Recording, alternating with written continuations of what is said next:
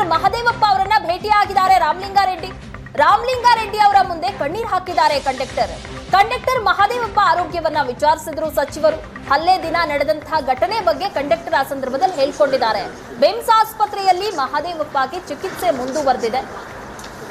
ರಾಮಲಿಂಗಾರೆಡ್ಡಿ ಅವರು ಇವತ್ತು ಭೇಟಿಯಾಗಿ ಮಾತಾಡಿದ್ದಾರೆ ಕಂಡಕ್ಟರ್ ಜೊತೆಯಲ್ಲಿ.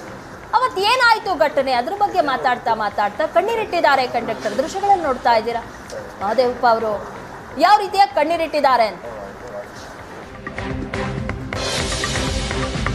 ಕಂಡಕ್ಟರ್ ಮೇಲಿನ ಹಲ್ಲೆಗೆ ರಾಮಲಿಂಗಾರೆಡ್ಡಿ ಆಕ್ರೋಶ ವ್ಯಕ್ತಪಡಿಸಿದ್ದಾರೆ. ಉದ್ದೇಶಪೂರ್ವಕ ಕಂಡಕ್ಟರ್ ಮೇಲೆ ಹಲ್ಲೆ ಆಗಿದೆ.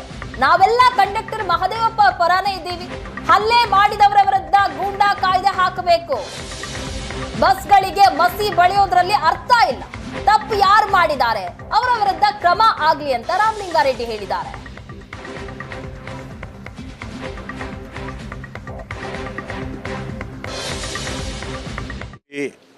ಪ್ರಿಂಟ್ ಮೀಡಿಯಾ, ನಮ್ಮ ಇಲಾಖೆ, ಸಾರ್ವಜನಿಕರು ಎಲ್ಲರೂ ಮಹದೇವ ಪರನೇ ಇದ್ದಾರೆ. ಪೊಲೀಸರು ಇದ್ದಾರೆ ಬಿಡಿ. ಈಗ ಒಂದೇನಾಯಿತು, ಚಿತ್ರದುರ್ಗದಲ್ಲಿ ನಮ್ಮವರು ಅವ್ರ ಬಸ್ಗೆ ಒಂದು ಮಸಿ ಬೆಳೆದ್ರು.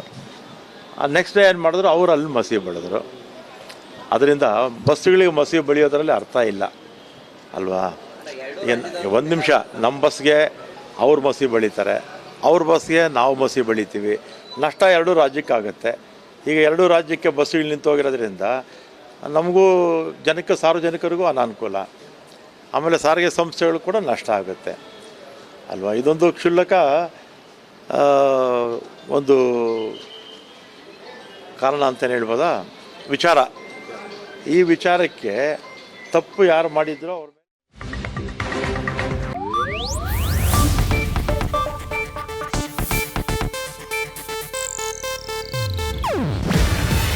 ಇದು ಏಷ್ಯಾನೆಟ್ ನ್ಯೂಸ್ ನೆಟ್ವರ್ಕ್ ಪ್ರಸ್ತುತಿ. ನೀವು ನೋಡ್ತಿದ್ದೀರಾ ಏಷ್ಯಾನೆಟ್ ಸುವರ್ಣ ನ್ಯೂಸ್.